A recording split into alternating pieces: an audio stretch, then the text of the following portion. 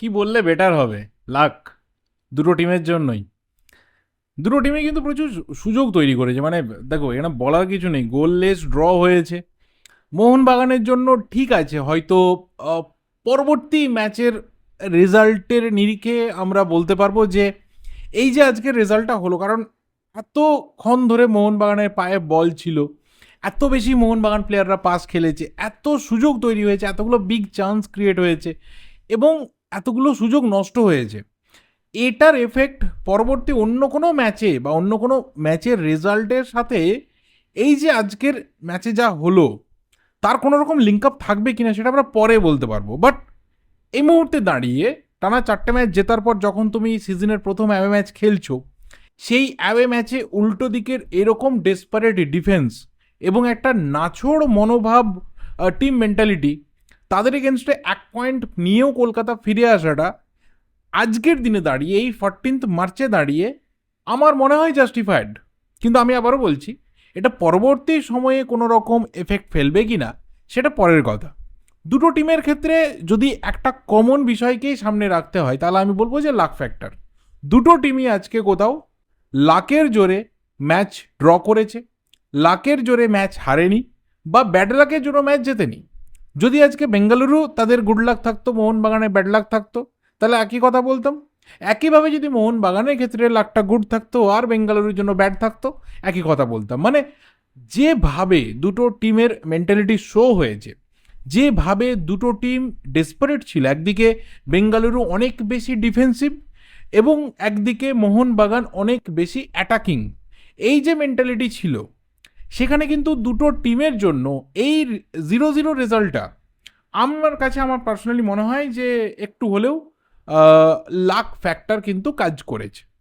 দেখো, একদিকে যখন একটা টিম 69% বল পজিশন রাখছে, মানে 70-30 আমি ধরে নিচ্ছি, 70-30 বল পজিশন ফেভারে রাখছে, তখন বুঝতে হয় যে কতটা ডমিনেটিং পারফরমেন্স তার মাঠের মধ্যে ছিল। কিন্তু যখন তোমার এই বল পজিশনটা গোল কনভার্সনে কাজে লাগছে না, বা এতগুলো চান্স তুমি ক্রিয়েট করছো, এত তুমি শর্টস নিচ্ছ, সেইগুলো গিয়ে তোমার কনভার্সনে কাজে লাগছে না বা তোমার টিম 3 পয়েন্ট পাচ্ছে না, তখন এইগুলো কিন্তু, এই স্ট্যাটসগুলো কিন্তু খুব একটা আর কোনো ফ্যাক্টরের মধ্যে আসে না। আমি আসছিও না সেই ফ্যাক্টরের মধ্যে। আমি পার্টিকুলার 3টে পয়েন্টে দাঁড়াতে চাইছি, যেটা আমি আজকের ম্যাচে রিয়েলাইজ করেছি। বেঙ্গালুরুর যে ডেসপারেট মেন্টালিটি দেখেছি সেটা একটা পুরোপুরি অন্য ব্যাপার। যেভাবে রেনেডি ভাই দেখেছিল যে আমার লিমিটেড যা রিসোর্সেস রয়েছে, এবং অবশ্যই যতটা এক্সপেকটেশন ছিল আমাদের নিয়ে ততটা আমরা ফুলফিল করতে পারিনি এই 4টে ম্যাচে। সেই দিক থেকে দাঁড়িয়ে মোহনবাগান, যারা এই মুহূর্তে একদম অসাধারণ ছন্দে রয়েছে, 4 আউট অফ 4 ম্যাচ জিতেছে, তাদের এগেনস্টে আমাদের রুখে দাঁড়ানোর মতো যা মশলা রয়েছে সবটা অ্যাপ্লাই করে দিতে হবে, সেটা একটা আলাদা পার্ট। কিন্তু আমি যদি মোহনবাগানের পার্সপেক্টিভে কথা বলি, তাহলে আমার কাছে 3টে পয়েন্ট আমি বলবো ম্যাচ থেকে আমি অন্তত পক্ষে রিসিভ করেছি।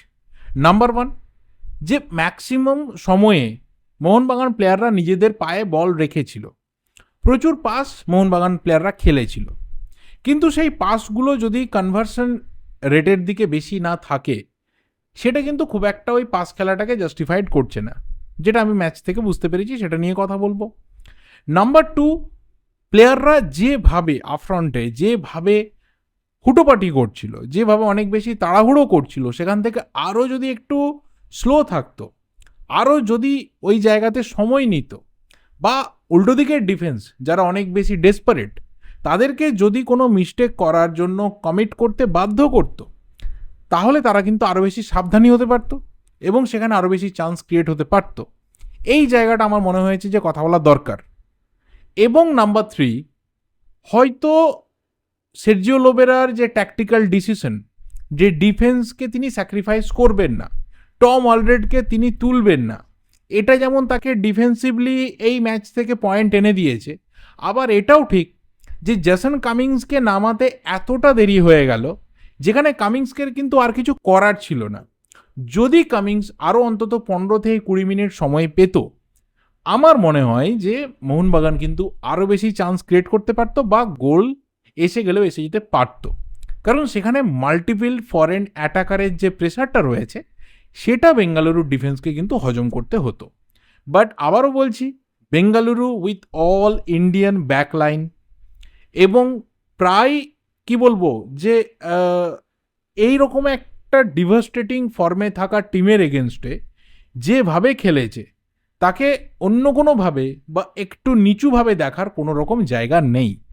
তাদের বল পজিশন দেখে লাভ নেই, তারা কত কম চান্স ক্রিয়েট করেছে মোহনবাগানের থেকে দেখে লাভ নেই, তারা যে ফুটবলটা খেলেছে এবং পাল্টা কাউন্টার অ্যাটাকে যে ধরনের প্রেসার বারবার ক্রিয়েট করে দিয়েছে, এবং তাদের ক্ষেত্রেও লাক ফ্যাক্টর যে তারাও ওপেন নেট মিস করেছে, অবশ্যই কিন্তু ক্রেডিট ডেফিনেটলি যায়। বাট আমার কাছে পার্সোনালি মনে হয় যে মোহনবাগান যা চান্স ক্রিয়েট করছিল, গোল হতেই পারতো, গোল হওয়াটা দরকার ছিল এবং মোহনবাগানের 3 পয়েন্ট নিয়ে ফিরে আসাটা দরকার ছিল। এবার পার্টিকুলার ওই 3টে পয়েন্টে যদি আমি দাঁড়াই, তাহলে নাম্বার 1 যে জিনিসটা বললাম যে তুমি এত পাস খেলছো, তোমার টিকিটাকা ফুটবল সিস্টেম, ডেফিনেটলি সেটা একটা দৃষ্টিনন্দন ফুটবল, দেখতে খুব ভালো লাগে, এনজয় লাগে। অপোনেন্ট বেশি বল ধরতে পারছে না, নিজেদের আমাদের পায়ে বল কন্ট্রোল থাকছে, দেখতে ভীষণ ভালো লাগে। কিন্তু সেটা না ওই একটা সার্টেন টাইম পিরিয়ড অবধি। এর আগেও যেটা নিয়ে কথা হয়েছে, দেখো মোহামেডান স্পোর্টিং ম্যাচটা বা বিশেষ করে ওড়িশা এফসি ম্যাচটা, এই ধরনের ফুটবল কিন্তু মোহনবাগান খেলেছে, স্পেশালি সেকেন্ড হাফে খেলেছে। কিন্তু সেটা কখন? যখন একটা সুপিরিয়র লিড অলরেডি মোহনবাগান নিয়ে রেখেছে, সেটা 3-1 হতে পারে, 4 হতে পারে, হোয়াট এভার, লিড নিয়ে রেখেছে।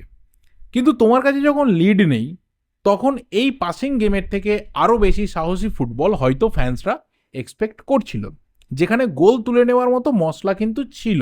এত চান্স ক্রিয়েট হয়েছে, 7টা বিগ চান্স ক্রিয়েট হয়েছে, 4টে শট অন টার্গেট থেকেছে, বক্সের মধ্যে অনেকগুলো ক্লিয়ারেন্স হয়েছে, এবং একটুর জন্য, সেটা ম্যাকলারেনের শট হতে পারে, সেটা পেত্রাতোসের শট হতে পারে, সেটা অ্যালবার্তো রড্রিগেজের শট হতে পারে, একটুর জন্য কিন্তু সেই সমস্ত শট একদম গোল পোস্টের কাছাকাছি গিয়ে, মানে আমি বলবো যে গোল পোস্টকে চুমু খেয়ে প্রায় বেরিয়ে চলে গেছে।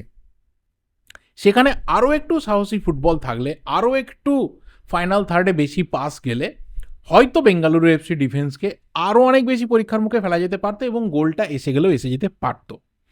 নাম্বার 2 যে জিনিসটা আমি বললাম, যে কোথাও তুমি যখন দেখছো উল্টো দিকের আমার যে ডিফেন্সিভ ফরমেশনটা রয়েছে, তারা অনেক বেশি ডেসপারেট, তারা নো ননসেন্স ফুটবল খেলছে, আমাকে সুযোগ দিচ্ছে না, আমি বারবার সুযোগ ক্রিয়েট করার পরেও কিন্তু সুযোগ আসছে না, তারপরেও আমি যদি কোথাও হাঁকপাক করি, আমার মধ্যে যদি তাড়াহুড়োটা বেশি দেখতে পাওয়া যায়, তখন কিন্তু ডিফেন্ডারদের মনোবলটা বেড়ে যায়। সেখানে যদি আরও একটু স্লো পেসড ফুটবল হতো, আরও যদি ফাইনাল থার্ডে বল হোল্ড করা, একটু ওখানে বেশি পাস খেলা, এবং অবশ্যই যে জিনিসটা আরও বেশি আমি এক্সপেক্ট করছিলাম যে উইং থেকে ক্রস আরও বেশি আসবে, যেটা তুলনামূলক অনেক কম এসেছে, এগুলো যদি আসতো, তাহলে আমার মনে হয় যে ডেসপারেট ডিফেন্সিভ ফুটবল থেকে বেরিয়ে হয়তো রেনেডি সিং সেকেন্ড হাফে আরও একটু সাবধানে ডিফেন্সিভ ফুটবল তিনি খেলতেন, এবং সেখানে আমার পার্সোনালি মনে হয়, আবারও বলছি, যে মোহনবাগান কিন্তু চান্স ক্রিয়েট করে গোলে কনভার্ট করতে পারত। কারণ বারবার ডিফেন্স কিন্তু কেঁপেছে, কিন্তু কেঁপে যাওয়ার পরেও ডিফেন্সকে দেখে মনে হয়নি যে এই ডিফেন্স বিরাট কিছু মিস্টেক করতে পারে বলে। অ্যান্ড নাম্বার 3, এই জায়গাটা আমার পার্সোনালি মনে হয় যে সের্জিও লোবেরা তিনি রিস্ক নিতে চাননি, তিনি নো রিস্ক গেমে গেছিলেন, কারণ এই ম্যাচটা থেকে তিনি কোনো পয়েন্ট লস করতে চাননি। মানে একটা পয়েন্ট এলেও তার জন্য এনাফ, এই 1 পয়েন্টকেও তিনি মাঠের মধ্যে ফেলে আসতে চাননি। দ্যাটস ওয়াই তিনি ডিফেন্সিভলি স্যাক্রিফাইসটা তিনি করতে চাননি, এবং টম অলরেডকে এই কারণেই এতক্ষণ মাঠের মধ্যে রাখা। এবং মেহতাবের একটা প্রবলেম তো ছিল, সেটা একটা অন্য ব্যাপার, সেই জায়গা থেকে মেহতাব বেঞ্চে স্টার্ট করতো, যেটা কালকের প্রিভিউতেই বলেছিলাম যে আজকের ম্যাচে মেহতাবকে ছাড়া মোহনবাগান নামবে 2 ফরেন সেন্টার ব্যাক, এবং যেরকম স্টার্টিং 11-এর কথা বলেছিলাম সেই স্টার্টিং 11-এ কিন্তু নেমেছে। বাট আমার মনে হয় যে এখানে যদি আরও একটু বেশি সময়ে জেসন কামিংস কোনোভাবে পেতে পারতো, তাহলে কিন্তু চান্স আরও বেশি মোহনবাগান ক্রিয়েট করতে পারতো। কারণ কামিংস নামার পরে দেখো পায়ে বল পেয়েছে হার্ডলি 2-3 বার, তার মধ্যে থেকে কিন্তু একটা বলকে ভালো জায়গা অবধি নিয়ে গেছে এবং একটা কর্নারে কনভার্ট করেছে। তো যদি আরও 10টা বল পেতে পারতো পায়ে, তাহলে কিন্তু সেখান থেকে 3-4টে বলও ক্রিয়েট করতে পারতো। ওর মধ্যে কিন্তু ওই আননেসেসারি বল হোল্ড করে রাখা, বলটাকে ওয়েস্ট করা, খুব বেশি ব্যাকপাস খেলা, এই ধরনের কিন্তু প্রবণতা নেই। ও কিন্তু একদম ফরওয়ার্ডেই খেলে, ও কিন্তু একদম ফরওয়ার্ড বল বাড়াতেই পছন্দ করে, এবং শুরু থেকে ও কিন্তু অ্যাটাকিং মোডটাকেই বেছে নেয়। এগুলো হচ্ছে ফ্যাক্টর। এবং আমার মনে হয় যে দেখো এই ধরনের ম্যাচ অবশ্যই আসবে, কারণ আমি বারবার করে বলেছিলাম যে প্রথম 4টে ম্যাচ যা হয়েছে ভুলে যাও। 12 পয়েন্ট এটা হচ্ছে মোহনবাগানের সবথেকে স্ট্রং একটা কি বলবো কালেকশন হয়েছে, কারণ শুরুতে তুমি 12 পয়েন্ট নিয়ে নিচ্ছ অলরেডি। এবং এর পরের যে 4টে ম্যাচ রয়েছে বেঙ্গালুরু, মুম্বাই, জামশেদপুর, পাঞ্জাব, এই 4টে ম্যাচে তুমি ম্যাক্সিমাম যতটা পজিটিভ পয়েন্ট তুলতে পারবে তত কিন্তু তোমার সেভিংসটা আস্তে আস্তে বাড়বে। এবং এই 4টে ম্যাচের পর, এই 4টে ম্যাচ উইকের পর অ্যাকচুয়ালি বলা ভালো, মানে টোটাল 8টা ম্যাচ উইকের পর আমরা প্রায় একটা ক্লিয়ার পিকচার পাবো যে কোন টিমটা বা কোন দুটো টিম বা দুটো টিমের পর আর কোন টিমটা চ্যাম্পিয়নশিপের চেজে থাকবে অ্যাটলিস্ট আরও 2 বা 3টে match week. 10th match week অবধি এনাফ, তারপর আর নতুন করে কারোর কিন্তু ঢোকাটা ইম্পসিবল। 11 নম্বর উইকে হঠাৎ করে কেউ ঢুকবে এটা তো হতে পারে না। তো এই জন্যই বারবার বলেছিলাম যে এই 4টে ম্যাচ মোহনবাগান ব্যাংক ব্যালেন্সকে বাড়িয়ে নিয়েছে। এবার সেটা যতটা গ্র্যাজুয়ালি নিজেদের আস্তে আস্তে পাদানিটাকে তুলতে পারবে তত ভালো। সেখান থেকে আমার পার্সোনালি মনে হয় যে এই ম্যাচ থেকে 1 পয়েন্ট কিন্তু ডেফিনেটলি খারাপ না, খারাপ বলার মতো সিচুয়েশনই তৈরি হয়নি। বেঙ্গালুরুর জন্য ভালো হলো, বেঙ্গালুরু হারলে কিন্তু 8 পয়েন্টের যে খেলাটা রয়েছে, মানে যেটা সেকেন্ড থার্ড পজিশনে গিয়ে অন্তত পক্ষে 10-11 নম্বর ম্যাচ উইকে চলে যাবে, সেই জায়গাটা কিন্তু বেঙ্গালুরু ধরে রাখতে পারলো।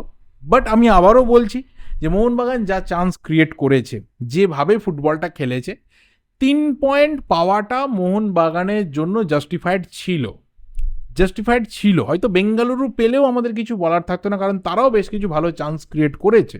এবং যেভাবে আশিক কুরুনিয়ান বলে বলে অনেক সময় অভিষেক টেকচাম সিংকে বিট করছে, মানে 2টো স্ট্রোক বারবার করে দিচ্ছিল এবং বিট করছিল, সেখানে কিন্তু মানে এটা একটা কি বলবো ভয় ধরাচ্ছিল বারবার করে মোহনবাগানের ওই ডান দিকের জায়গাটায়। কিন্তু সেটা বেশিক্ষণ হয়নি, ঠিক আছে, 2-1বারই হয়েছে, বারবার হয়নি সেটা। দেখো এমন দুটো টিম আজকে খেলতে নেমেছে যারা গত বছর এপ্রিল মাসের মাঝামাঝি, বোধহয় 12 এপ্রিল বা 14 এপ্রিল ছিল, তারা কিন্তু আইএসএল কাপ ফাইনাল খেলেছে। এবং সেখানে যে 11-22টা প্লেয়ার শুরু করেছিল, আজকে এই দুটো টিমে তাদের মধ্যে থেকে সেই 22টা প্লেয়ারের মধ্যে থেকে মোট 15 জন কিন্তু স্টার্ট করেছে। তার মধ্যে মোহনবাগানে 9 জন আর বেঙ্গালুরুতে 6 জন। তার মানে যে নিউক্লিয়াস দুটো টিমের সেটা কিন্তু চেঞ্জ হয়নি। এবং তার বাইরেও দেখো বেঙ্গালুরুতে তোমার সুরেশ রয়েছে, বিনীত রয়েছে, তারা আবার পরে নেমেছে, তারাও কিন্তু ওই ম্যাচটাতে ছিল, ফিচার্ড হয়েছিল। আবার মোহনবাগানের ক্ষেত্রে তোমার জেসন কামিংসও কিন্তু নেমেছে, সেও এই ম্যাচে ফিচার্ড হয়েছিল। তো একটা মানে দুটো টিম যখন নামছে একটা ম্যাচে, তাদের একটা রিপিট ফিক্সচার প্রায় 1 বছর পর, এবং সেখানে প্রায় 15-16-17টা প্লেয়ার তারা রিপিটেড হচ্ছে সেম ম্যাচ ডেতে, তার মানে বুঝতে হয় যে দুটো টিমের কিন্তু কোর যে স্ট্রেংথটা সেটা প্রায় তারা ধরে রেখেছে। এবং সেই ম্যাচ তো এরকমই হবে। লাস্ট সিজনের দুজন ফাইনালিস্ট, চ্যাম্পিয়ন এবং রানার্স আপ, তাদের খেলা অ্যাকচুয়ালি যেমন হওয়ার দরকার সেরকমই হয়েছে। এটাকে অন্য কোনো ম্যাচের সাথে, অন্য কোনো ম্যাচ ড্র হয়েছে তার সাথে কম্পেয়ার করাটা ভীষণভাবে বোকামি।